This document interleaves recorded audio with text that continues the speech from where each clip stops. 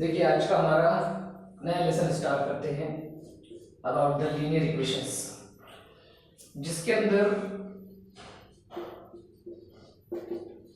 दो इक्वेशंस है और ये इक्वेशंस के अंदर दो वेरिएबल्स इस्तेमाल हुए हैं। जैसे हमारी पहली इक्वेशन मौजूद है, वो इक्वेशन है x + 2y = 3 और दूसरी इक्वेशन जो हमारे सामने मौजूद है वो है 3x + 3y = 4। अब देखिए ये दो अलग अलग वेरिएबल वाली दो इक्वेशन है और हमको इन दोनों इक्वेशन को सॉल्व करके इन दोनों मुतगय्यरों की मतलब दोनों वेरिएबल्स की कीमत मालूम करना है।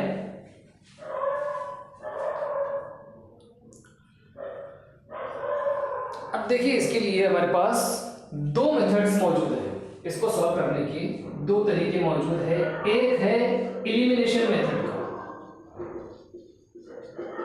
एलिमिनेशन मेथड मतलब किसी एक वेरिएबल को एलिमिनेट कर देना, मुतगय्यर जो मसावाते हैं उन मसावातों में से किसी एक वेरिएबल को निकाल देना, चाहे हम x को निकाले चाहे y को निकाले। हम चाहे तो दोनों मसावातों में से x को भी निकाल सकते हैं और अगर हम चाहे तो दोनों मसावातों में से y को भी एलिमिनेट कर सकते हैं।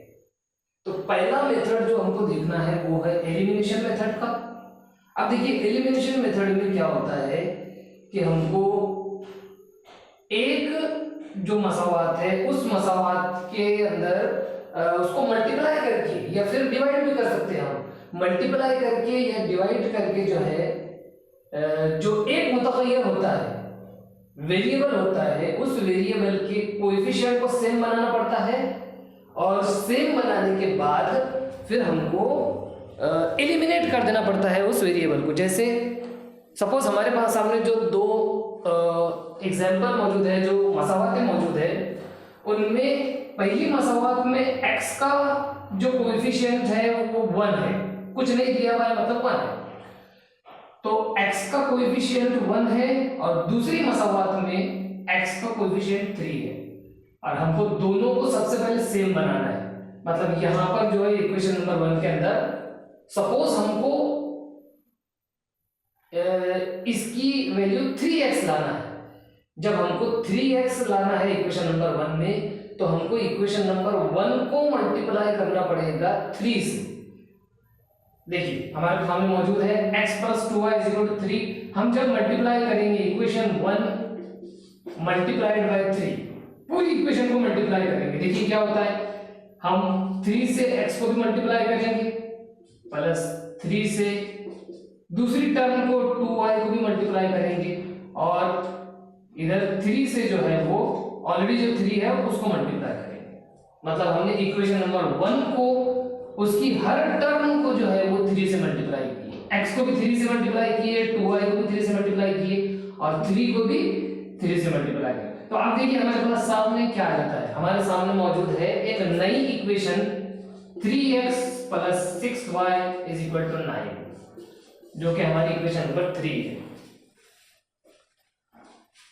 इक्वेशन नंबर 1 को बदलकर मतलब उसको मल्टीप्लाई करके हमने एक नई इक्वेशन हासिल की है जिसका नाम हमने इक्वेशन नंबर 3 दी। अब जो हमारा काम होगा इक्वेशन नंबर 2 और इक्वेशन नंबर 3 पर होगा, मतलब ये दो इक्वेशन पर हम आगे का वर्क करेंगे। अब देखिए किस तरह से हम इसको चेंज करते हैं। मतलब देखिए जो इक्वेशन नंबर 2 मौजूद है उस 2 को जो है हम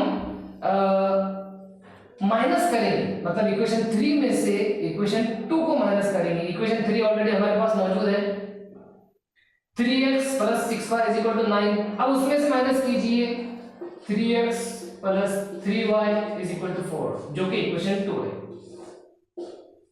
माइनस करने के बाद जब 3x में से 3x माइनस करेंगे तो हमारे पास 0 बच जाएगा, प्लस 6y में से 3y माइनस किए तो हमारे पास 3y और 9 में से 4 माइनस करने पर हमारे पास 5 बच जाते हैं।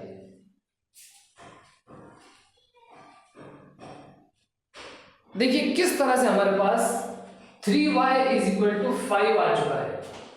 3y = 5।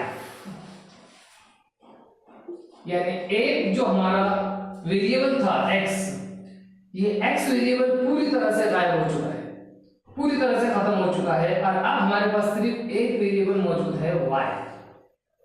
3y is equal to 5, जिसके अंदर हम 3 से दोनों साइड में डिवाइड अगर करें तो y की वैल्यू हमको मिल जाती है 5/3।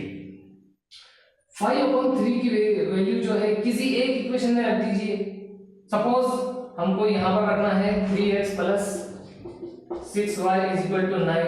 इसकी जगह पर अगर हम y की कीमत रख दे तो देखिए क्या मिलता है, 3x plus 6 multiply by 5/3 is equal to 9, जिसमें हमको मिल जाएगा 3x plus 10 is equal to 9।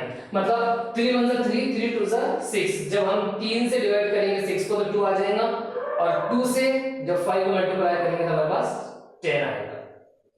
Next step में हम इस 10 को की साइड चेंज करेंगे, यानी कि 3x is equal to 9 minus 10, यानी 3x इज इक्वल टू -1। -1 को जब डिवाइड करेंगे 3 से तो देखिए क्या मिलता है हमको, x की वैल्यू मिल जाएगी हमको -1/3।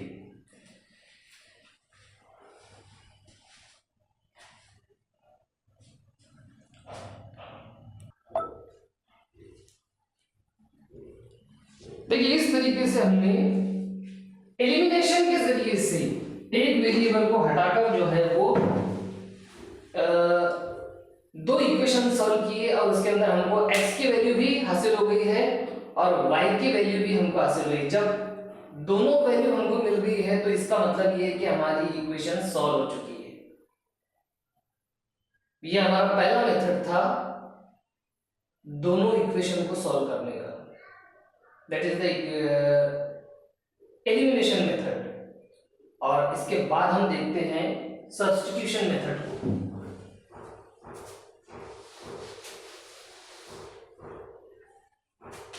Second method is substitution method.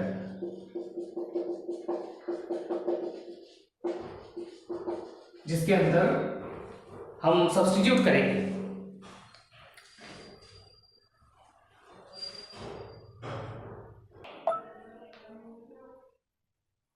चलिए देखते हैं हमारा सब्स्टिट्यूशन मेथड। अब देखिए इसमें इसके अंदर हमको किसी एक इक्वेशन पर पहले इस तरह से काम करना है कि एक वेरिएबल की कीमत हमको मिल जाए, और फिर उस एक वेरिएबल की कीमत को उठाकर हमको दूसरी इक्वेशन के अंदर पुट आउट कर देने का है, रख देने का है, सब्स्टिट्यूट कर देने का है। जैसे हमको सपोज इक्वेशन नंबर 2 के अंदर अगर y की वैल्यू मालूम करना रहा तो हम कुछ एडजस्टमेंट करते हैं। जैसे 3x को हम जैसा का वैसा रखेंगे, -y को अगर हम इस साइड में लेकर आए तो y हो जाता है, या फिर y को लेकर आ जाए तो -y हो जाता है। मतलब y अगर -y हो गया तो फिर ये 2 इधर आने के बाद -2 हो जाएगा, मतलब हमको y की वैल्यू मिल जाएगी। जैसे 3x को हमने उसकी जगह पर रखे, -y की साइड चेंज करके उसको +y बना दिए, और ये जो 2 था 2 की साइड जब हमने चेंज किए तो वो -2 हो चुका है। इस तरीके से एडजस्टमेंट करके साइड को चेंज करके जो है हम y की कीमत मालूम कर सकते हैं। अब देखिए हमारे पास y की वैल्यू क्या आ गई है। y की वैल्यू हमारे पास मौजूद है 3x - 2, और इस कीमत को उठाकर हम इक्वेशन नंबर 1 के अंदर जो है रख देंगे। अब इक्वेशन नंबर 1 हमारे